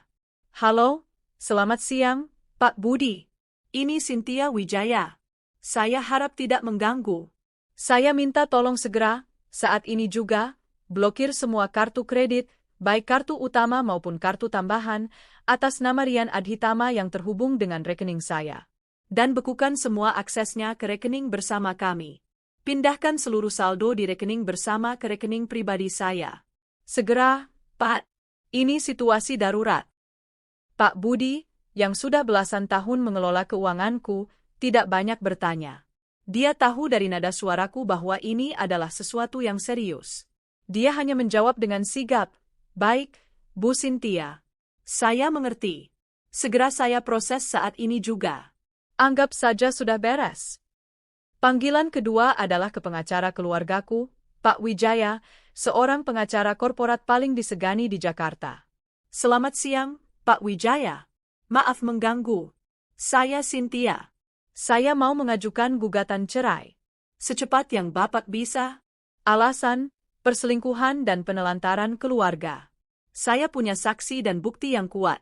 Saya juga mau Anda memastikan semua aset atas nama saya, baik yang didapat sebelum maupun selama pernikahan, sepenuhnya aman. Dia tidak boleh mendapatkan sepeser pun. Kita akan gunakan perjanjian pranikah kita. Saya turut prihatin mendengarnya, Bu Cynthia, Jawab Pak Wijaya dengan nada simpatik namun profesional. Tentu saja. Saya akan segera siapkan berkasnya. Kirimkan semua data yang ibu punya. Kita akan buat dia tidak bisa menyentuh apapun yang menjadi hak ibu dan putra ibu. Serahkan pada saya. Panggilan ketiga adalah ke asisten pribadiku di kantor, Rina, yang sangat efisien dan bisa kupercaya. Rina, saya punya beberapa tugas penting untukmu. Pertama, segera kirim orang dari kantor untuk mengambil mobil Alphard hitam B1234-an yang biasa dipakai Pak Rian. Lacak posisi GPS-nya, saya tidak tahu di mana dia meninggalkannya terakhir kali. Ambil mobil itu segera. Kedua, saya mau kamu bersama tim Office Bu membersihkan seluruh barang pribadi Pak Rian dari ruangannya di kantor. Semua barangnya, masukkan ke dalam kardus dan buang saja ke tempat sampah di belakang gedung. Saya tidak mau melihat jejaknya lagi sedikit pun di kantor besok pagi. Ruangan itu harus steril. Kamu mengerti? Siap, Bu. Mengerti. Segera saya laksanakan, jawab Rina dengan sigap, tanpa bertanya apapun. Setelah 3 panggilan telepon strategis itu, aku merasa beban seberat gunung terangkat dari pundakku. Aku telah memutus semua aksesnya, keuangan, hukum, dan profesional. Dia kini benar-benar sendirian, terlempar dari surga nyaman yang telah kusediakan untuknya selama bertahun-tahun, dan jatuh terhempas ke bumi yang keras. Langkah terakhir dan yang terpenting adalah putraku, Doni. Proses pembersihan tidak akan lengkap tanpa memberinya penjelasan. Aku berjalan ke lantai atas menuju kamarnya. Aku melihatnya masih asyik bermain, dunianya masih penuh warna dan keceriaan, tak tersentuh oleh Doni kotor orang dewasa di lantai bawah. Aku duduk di tepi tempat tidurnya. Sayang, sini sebentar. Mama mau bicara, kataku dengan suara selembut mungkin. Doni meletakkan stick PlayStation-nya dan mendekat. Iya, Ma? Ada apa? Aku menarik napas. Ini adalah bagian tersulit, namun harus kulakukan. Doni, ayah tadi datang ke sini. Wajahnya langsung berbinar cerah. Benarkah? Ayah sudah pulang? Di mana ayah sekarang, Ma? Apa ayah bawa oleh-oleh? Rentetan pertanyaannya yang polos itu terasa seperti ribuan jarum kecil yang menusuk hatiku. Aku menggeleng pelan, lalu menariknya ke dalam pelukanku. Ayah sudah pergi lagi, sayang. Dan, ayah tidak akan tinggal di sini lagi bersama kita. Senyum di wajahnya memudar, digantikan oleh kebingungan. Kenapa, Ma? Apa ayah marah sama Doni karena Doni kemarin dapat nilai jelek di pelajaran matematika? Aku menggeleng kuat-kuat, memeluknya lebih erat. Bukan, sayang. Bukan karena itu. Sama sekali bukan salah Doni. Ayah tidak marah sama Doni. Terkadang, orang dewasa harus tinggal terpisah, di rumah yang berbeda, agar bisa lebih bahagia. Mama dan ayah akan tinggal di rumah yang berbeda. Tapi Doni harus tahu, Mama sangat sayang sama Doni. Dan ayah juga, di suatu tempat, pasti sayang sama Doni. Aku tidak sanggup mengatakan kebenaran yang sesungguhnya, tapi aku juga tidak mau terus-menerus berbohong padanya. Jadi, sekarang di rumah ini tinggal Doni dan Mama saja, tanyanya dengan suara yang mulai bergetar, matanya berkaca-kaca. Iya, sayang. Hanya kita berdua. Dan kita akan baik-baik saja. Mama janji, kita akan bahagia bersama. Kita akan jadi tim yang paling hebat di seluruh dunia, oke? Tim Mama dan Doni. Doni mengangguk pelan dalam pelukanku. Aku tahu hatinya terluka, dan akan ada banyak pertanyaan dan kesedihan di hari-hari mendatang. Tapi aku akan selalu ada di sini untuknya. Aku akan menjadi ayah dan ibu baginya. Aku akan memastikan dia tidak akan pernah kekurangan cinta dan kasih sayang sedikit pun. Malam itu, untuk pertama kalinya dalam 4 bulan lebih, aku tidur nyenyak di tengah tempat tidurku yang luas. Aku tidak lagi menyisakan ruang kosong di sebelahku untuk seseorang yang tidak akan pernah pulang. Aku tidak lagi merasa hampa. Aku merasa utuh dan berkuasa atas hidupku sendiri. Rumahku telah bersih. Hidupku telah bersih. Dan aku siap untuk memulai babak yang baru, hanya dengan Doni, belahan jiwaku, di sisiku. Hari-hari setelah insiden pembersihan, itu berlalu dengan kecepatan yang mengejutkan. Gema dari kehancuran rumah tanggaku menyebar di berbagai lingkaran kehidupanku, di kantor, di antara teman-teman, dan di dalam keluargaku sendiri. Namun, dampaknya sama sekali tidak seperti yang kubayangkan. Alih-alih merasa hancur, malu, atau terpuruk, aku justru merasa seperti terlahir kembali, seolah baru saja melepaskan sebuah jubah berat yang selama ini membebani pundakku tanpa kusadari. Di kantor, perubahannya paling terasa signifikan. Tanpa harus lagi memikirkan Rian, menutupi kemalasannya, atau mengkhawatirkan egonya yang rapuh, seluruh energi dan fokusku kini tercurah 100% untuk Santoso Corp. Ruangan Rian yang sudah disterilkan dari semua jejaknya, kini kuubah menjadi Creative Hub, sebuah ruang kerja terbuka dengan desain modern untuk tim pemasaran muda yang baru saja kurekrut. Aku memimpin rapat dengan semangat baru yang menular, melontarkan ide-ide segar dan berani yang selama ini tertahan di kepalaku. Para karyawan, yang awalnya berbisik-bisik penuh rasa ingin tahu tentang kepergian Rian yang mendadak, kini menatapku dengan tatapan yang berbeda. Bukan lagi dengan kasihan atau sebagai istri Pak Rian, tapi dengan kekaguman dan respek yang tulus. Mereka melihatku sebagai Cynthia Wijaya, pemimpin mereka yang sesungguhnya. Mereka melihat kekuatan, ketegasan, dan visi, bukan kelemahan seorang istri yang ditinggalkan. Respek mereka terhadapku meningkat 100 kali lipat, dan itu tercermin dalam kinerja perusahaan yang meroket. Bu Cynthia sekarang seperti punya energi super. Kudengar Rina, asistenku, berbisik pada Manager HRD di pantry suatu pagi. Auranya berbeda sekali. Lebih tajam, lebih fokus, dan lebih kuat. Mengerikan, tapi dalam artian yang bagus. Aku tersenyum tipis saat mendengarnya dari balik rak kopi. Mereka benar. Aku memang lebih kuat. Beban mental yang selama ini kupikul tanpa sadar, beban untuk terus-menerus menjaga perasaan dan citra seorang suami yang inferior, kini telah terlepas. Aku bisa terbang bebas. Secara hukum, proses perceraian berjalan lebih mulus dari yang kuduga. Pak Wijaya adalah seorang maestro di bidangnya. Bukti perselingkuhan, kesaksian Mbok Lastri dan Mbak Susi yang mendengar langsung pengakuan Rian dan melihat kedatangan Clara, dan bukti penelantaran, catatan absensi dari kantor dan kesaksian dari pihak BAN mengenai penarikan dana besar sebelum menghilang, sudah lebih dari cukup untuk meyakinkan hakim. Rian, dalam keputusasaannya, mencoba melawan. Dia menyewa seorang pengacara kelas 3 dan menuntut harta Gonogini.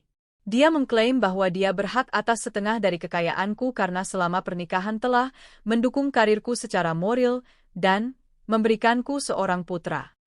Klaim konyol itu dipatahkan dengan mudah dan telak oleh tim Pak Wijaya.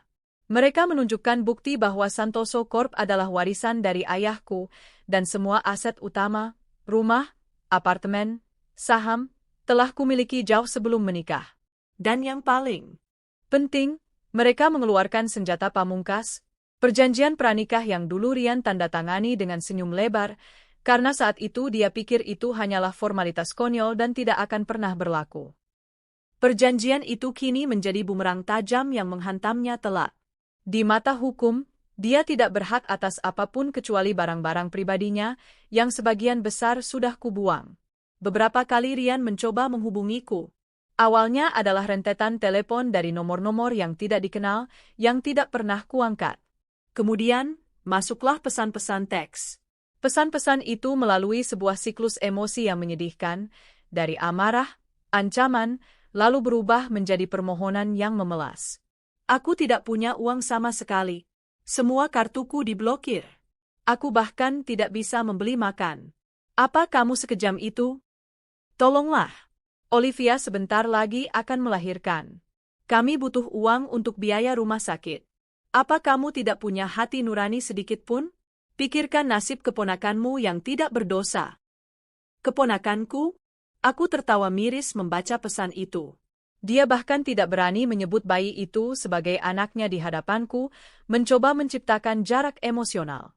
Aku tidak pernah membalas satupun dari pesan-pesan itu. Aku membacanya, lalu menghapusnya.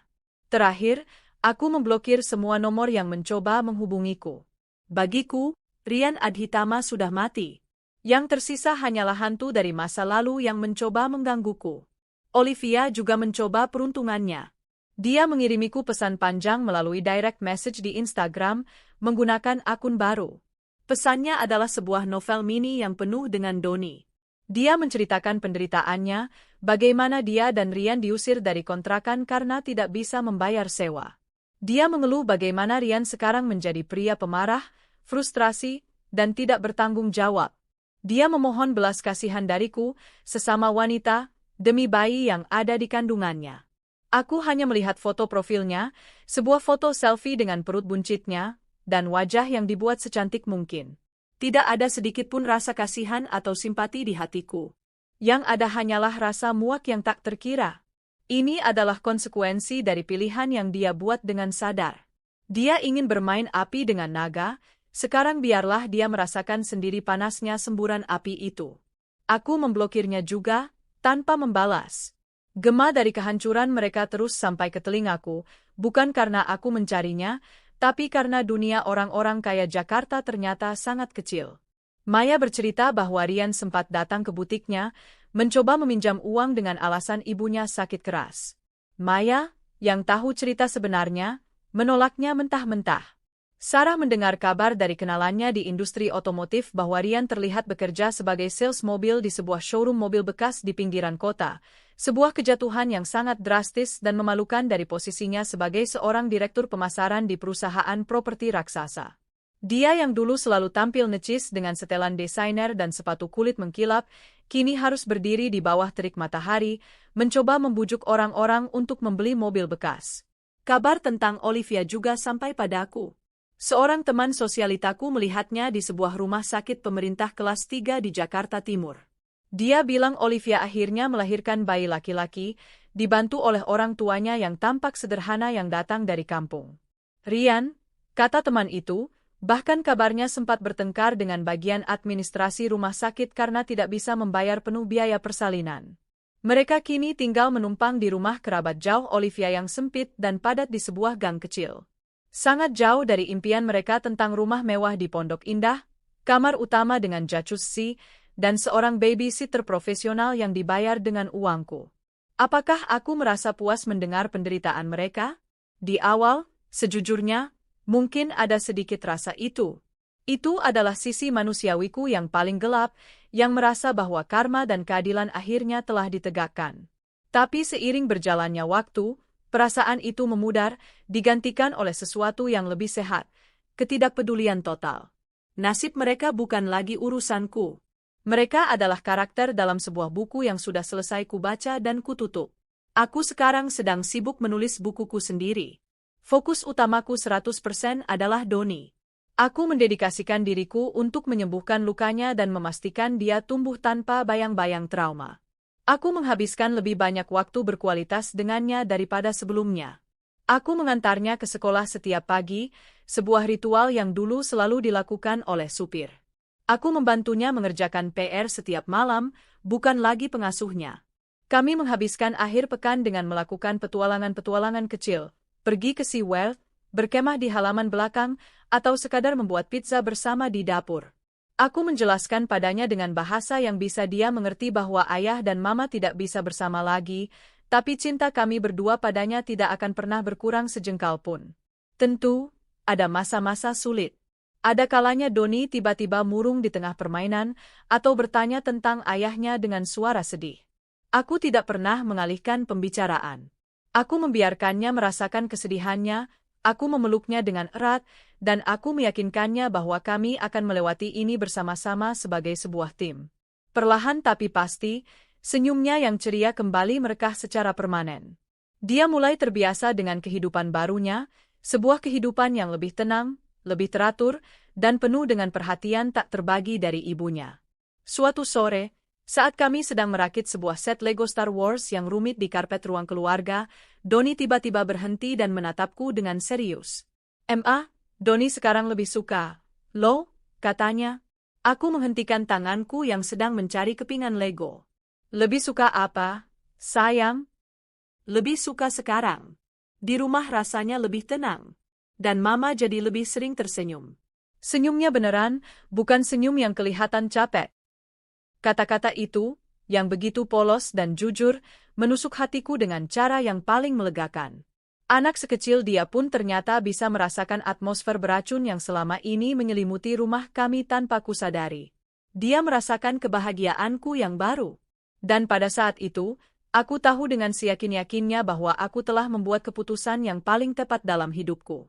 Aku tidak hanya menyelamatkan diriku sendiri dari pernikahan yang mematikan, tapi aku juga telah menyelamatkan putraku dari takdir tumbuh di lingkungan yang penuh dengan kebohongan, kepalsuan, dan ketidakbahagiaan yang tersembunyi.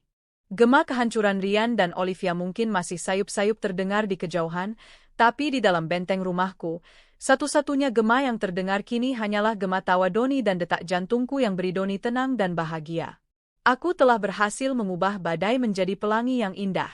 1 tahun berlalu seperti satu kedipan mata. Musim berganti, tren mode datang dan pergi, dan begitu pula kehidupanku. Jika setahun yang lalu aku adalah seorang wanita yang berdiri di tepi jurang kehancuran, kini aku berdiri kokoh di puncak gunung, bermandikan cahaya fajar yang baru dan hangat, dengan pemandangan masa depan yang terhampar luas dan cerah di hadapanku. Proses perceraian telah resmi selesai 6 bulan yang lalu. Hakim mengetuk palu, mengabulkan semua tuntutanku tanpa perdebatan panjang. Hak asuh Doni jatuh sepenuhnya ke tanganku. Rian tidak mendapatkan apa-apa. Tidak rumah, tidak mobil, tidak sepeser pun uang, selain kewajiban formal untuk membayar tunjangan anak setiap bulan. Sebuah kewajiban yang kutahu tidak akan pernah bisa dia penuhi, dan sejujurnya, aku pun tidak pernah mengharapkannya. Bagiku, surat cerai itu bukanlah sebuah dokumen akhir dari sebuah cerita yang tragis, melainkan paspor untuk memulai sebuah petualangan baru, halaman pertama dari sebuah buku yang menarik yang penulisnya adalah aku sendiri. Santoso Corp melesat seperti anak panah yang dilepaskan dari busurnya di bawah kepemimpinanku yang kini tanpa beban. Aku meluncurkan beberapa proyek properti inovatif, termasuk sebuah kompleks hunian Doni lingkungan dan sebuah gedung perkantoran berkonsep Smart Office yang mendapat sambutan luar biasa dari pasar dan media. Omset perusahaan naik hampir 2 kali lipat.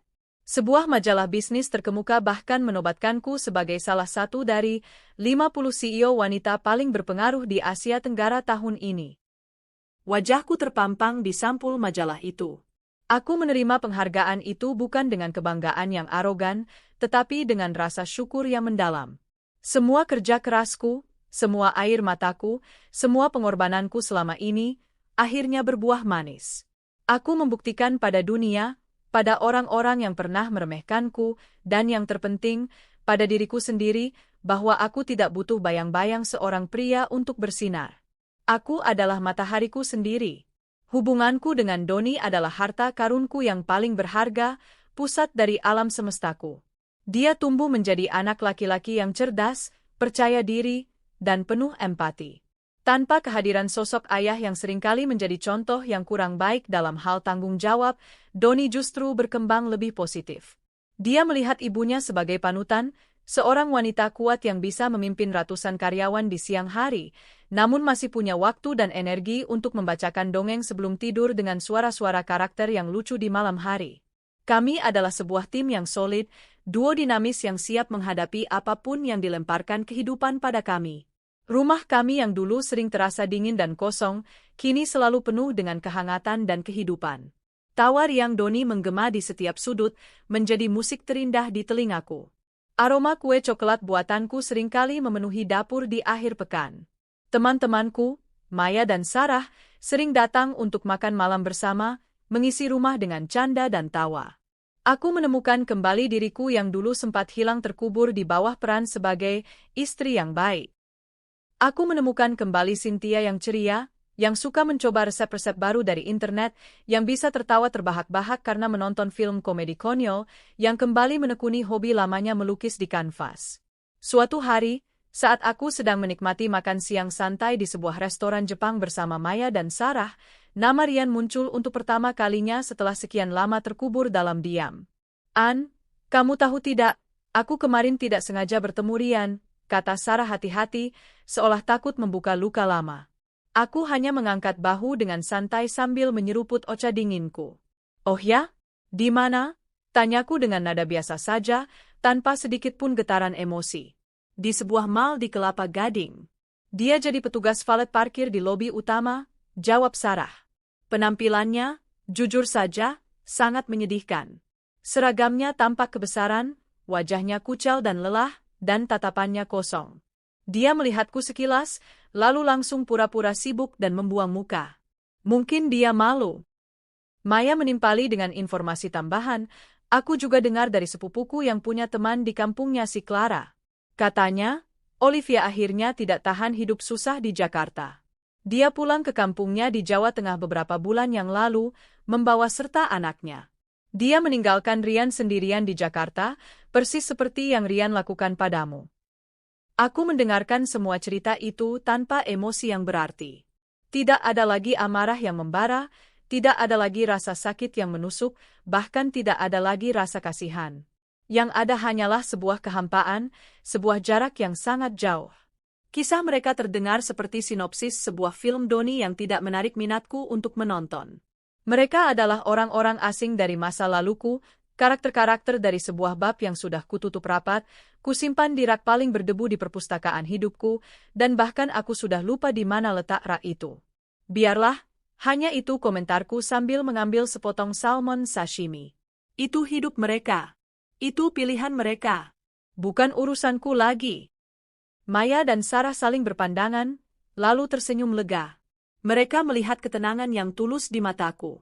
Mereka tahu bahwa aku sudah benar-benar sembuh, sudah benar-benar move on. Bagaimana denganmu, Nyonya CEO? Tanya Maya, mengubah topik pembicaraan ke arah yang lebih ceria.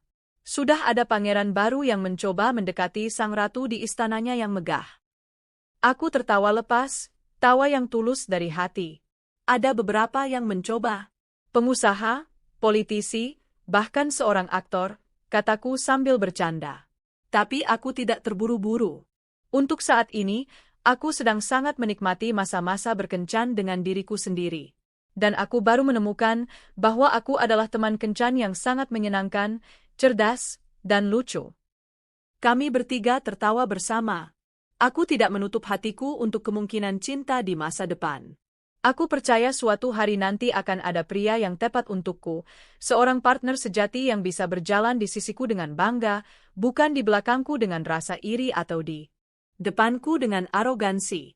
Seseorang yang akan menghargai kekuatanku, bukan merasa terintimidasi olehnya. Tapi aku tidak lagi mencarinya dengan putus asa. Kebahagiaanku tidak lagi bergantung pada kehadiran atau validasi dari seorang pria.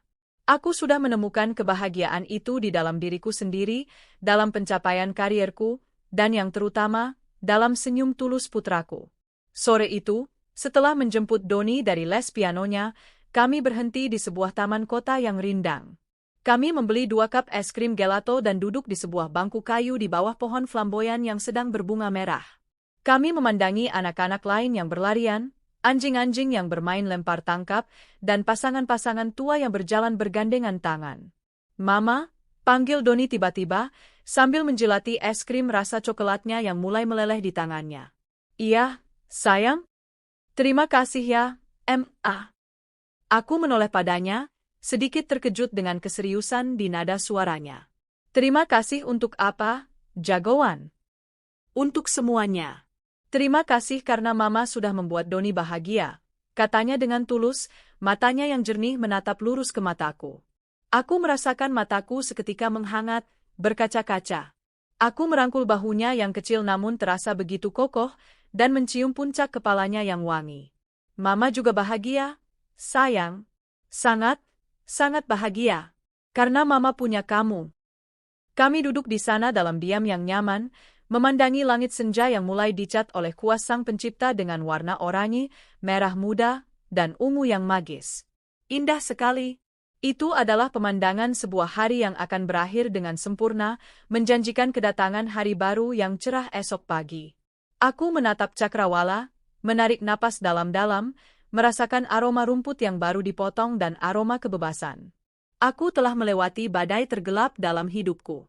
Aku telah berjalan melewati api. Dan aku berhasil keluar dari sana bukan hanya dengan selamat, tapi dengan menjadi versi terbaik dari diriku yang pernah ada. Tugasku sekarang, seperti yang pernah kupikirkan di hari paling kelam itu, adalah menata hidupku dengan anakku untuk masa depan kami. Dan aku telah melakukannya. Masa depan terbentang luas di hadapanku dan Doni, sebuah kanvas kosong yang siap kami lukis bersama dengan warna-warni kebahagiaan kami sendiri. Fajar yang baru telah benar-benar tiba, dan sinarnya terasa begitu hangat di kulitku. 5 tahun kemudian. Waktu adalah pemahat yang paling ahli sekaligus paling kejam. Ia bisa mengikis gunung batu menjadi pasir, namun juga bisa memoles bongkahan karbon tak berbentuk menjadi berlian yang paling cemerlang. Bagiku, 5 tahun yang telah berlalu adalah proses pemolesan itu. Waktu telah mengambil seorang wanita yang hancur berkeping-keping dan dengan sabar, hari demi hari, membentuknya kembali menjadi sesuatu yang lebih kuat, lebih berkilau, dan jauh lebih berharga. Pagi itu, udara Jakarta terasa sejuk setelah diguyur hujan semalaman. Aku berdiri di balkon kamar utamaku, kamar yang dulu nyaris direbut dariku, kini menjadi saksi bisu kedamaianku. Di tanganku, secangkir teh chamomile hangat mengepulkan uap wangi. Pemandangan dari sini masih sama, hamparan rumah-rumah mewah dan pepohonan rindang di Pondok Indah, namun caraku memandangnya sudah sama sekali berbeda. Dulu, aku melihatnya sebagai latar belakang dari sebuah Doni yang menyakitkan. Kini, aku melihatnya sebagai kanvas dari kehidupanku yang penuh warna. Santoso Corp tidak lagi hanya menjadi raksasa properti di Indonesia.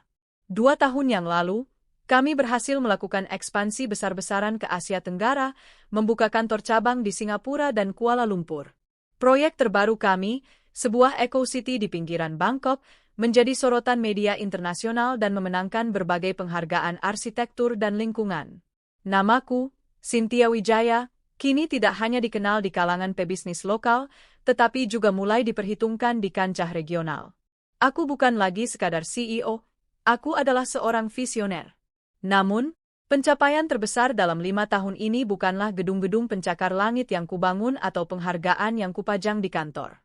Pencapaian terbesarku kini berusia 12 tahun dan sedang sibuk di kamarnya, mempersiapkan diri untuk kejuaraan robotik tingkat nasional.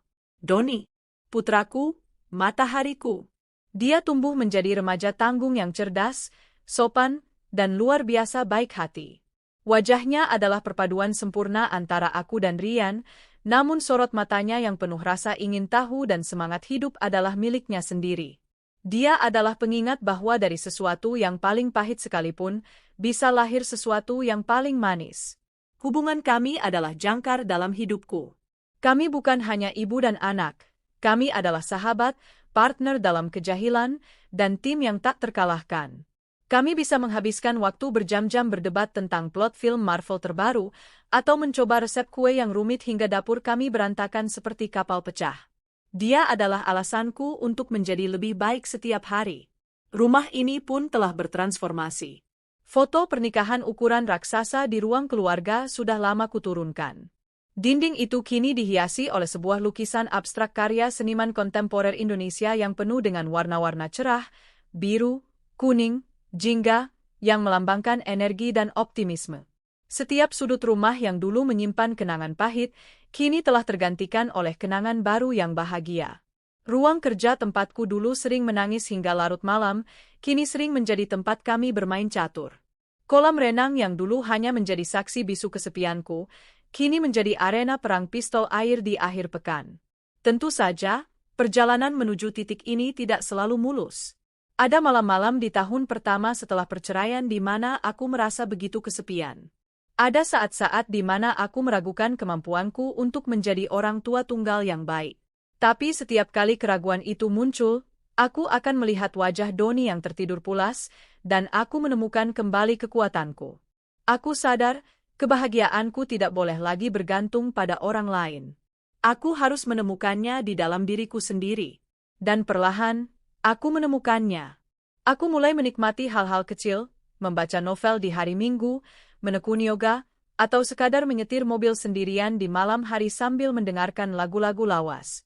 Aku belajar untuk berkencan dengan diriku sendiri, dan ternyata, aku adalah teman kencan yang sangat menyenangkan. Hingga suatu hari, sekitar 2 tahun yang lalu, takdir memperkenalkanku pada seseorang yang mengubah caraku memandang cinta dan sebuah hubungan. Namanya Adrian. Adrian adalah seorang arsitek brilian yang berbasis di Singapura. Firmanya memenangkan tender untuk mendesain proyek Eco City kami di Bangkok. Pertemuan pertama kami terjadi di ruang rapat, di antara tumpukan maket dan cetak biru. Dia tidak seperti pria-pria yang pernah mencoba mendekatiku sebelumnya, yang biasanya terintimidasi oleh posisiku atau justru terpesona oleh kekayaanku. Adrian menatapku sebagai seorang profesional, sebagai seorang yang setara.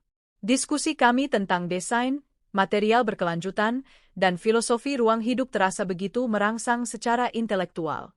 Dia mendengarkan ide-ideku dengan saksama, menantangnya dengan argumen yang cerdas, dan kami seringkali berakhir dalam perdebatan sengit yang menyenangkan. Dia tidak pernah mencoba merayuku atau melontarkan pujian-pujian murahan. Dia justru memuji ide-ide bisnisku, caraku berpikir.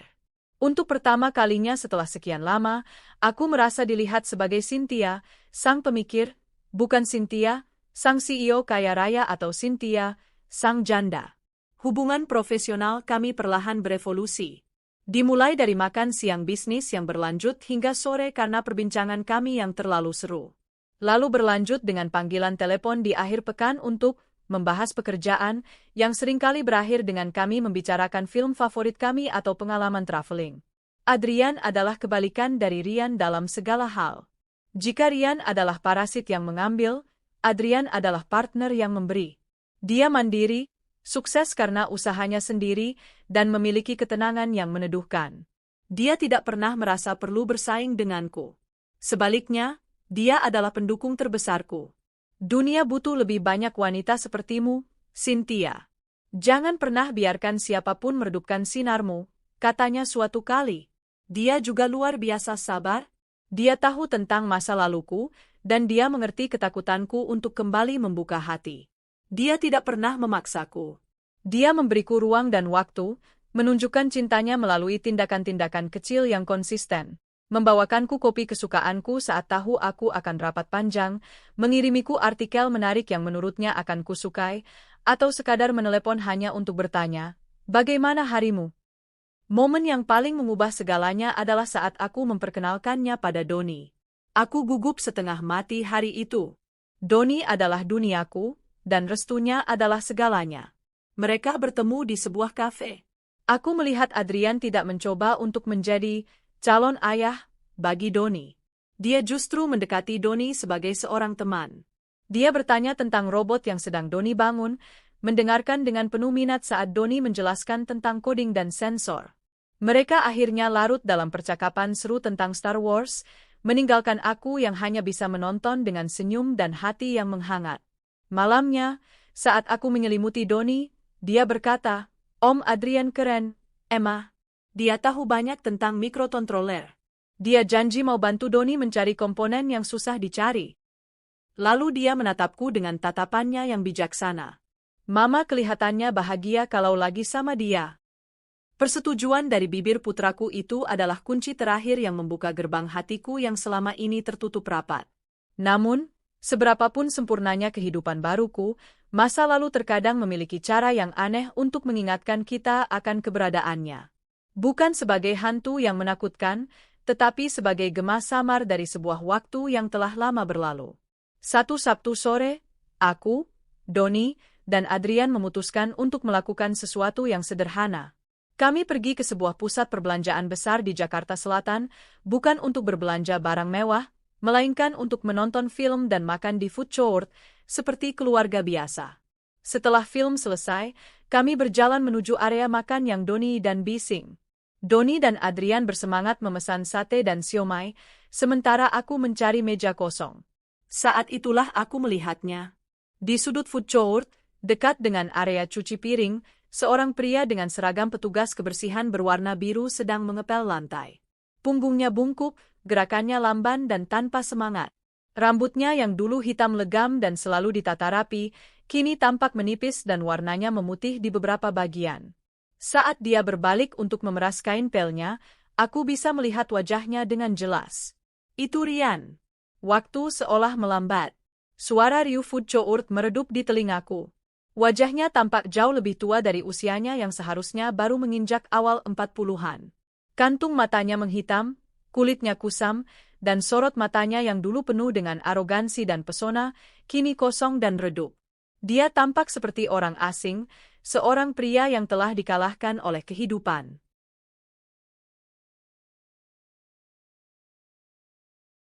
Jantungku berdetak sedikit lebih cepat, bukan karena cinta atau benci, melainkan karena keterkejutan melihat betapa drastisnya waktu dan pilihan hidup telah mengubah seseorang.